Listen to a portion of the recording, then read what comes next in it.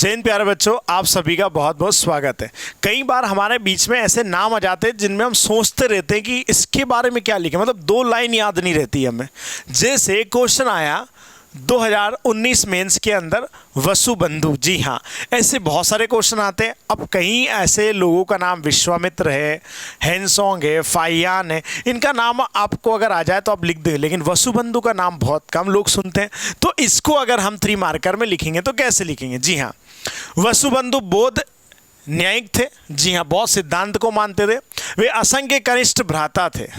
कनिष्ठ भ्राता ठीक थे किसके? असंग के। वसुबंधु पहले हीनयान थे। पहले क्या मानते थे? हीनयान धर्म को मानते थे और वैभाषिक वेत्ता थे। बाद में असंग की प्रेरणा से उन्होंने महायान का मत स्वीकार कर लिया था। अगर ये बात आपने लिख दी तो सबसे सर्वश्रेष्ठ आंसर होगा, याद रखना, ठीक है। लेकिन और पॉइंट अगर ये याद नहीं आया तो और कौन से पॉइंट लिख सकते हैं? योगाचार के सिद्धांत पर इनके अनेक महत्वपूर्ण ग्रंथ प्रसिद्ध है। उच्च कोटि की प्रतिभा से संपन्न महान न्यायिक थे, बहुत अच्छे एक्सपर्ट व्यक्ति रहे। तर्कशास्त्र नामक इनका ग्रंथ बौद्ध न्याय का बेजोड़ ग्रंथ माना जाता है। यानी न्याय परंपरा को लेकर चले थे, याद रखना। और इसके अलावा अपने जीवन का लंबा भाग इन्होंने शाकल, कौशाम्बी, अयोध्या में बिताया। यानी कि वही आप देखेंगे तो यूपी और बिहार में।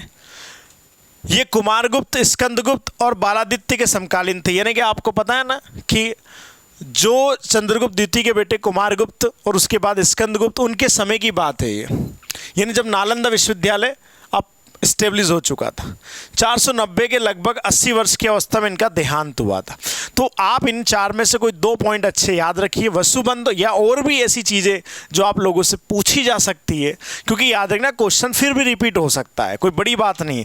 तो अगर ये क्वेश्चन आ जाए तो आप कैसे इस चीज़ को आंसर में बहुत अच्छे से लिख सकते हैं और पूरे नंबर ले सकते हैं बच्चों। ऐसे वीडियो जानने के लिए आप फोर्स MPPSC के हमारे चैनल को सब्सक्राइब कीजिए और बेल आइकन को दबाइए और अगली अपडेट के लिए तैयार रखें। मिलते हैं अगले लेक्चर में। जय हिंद, वंदे मातरम।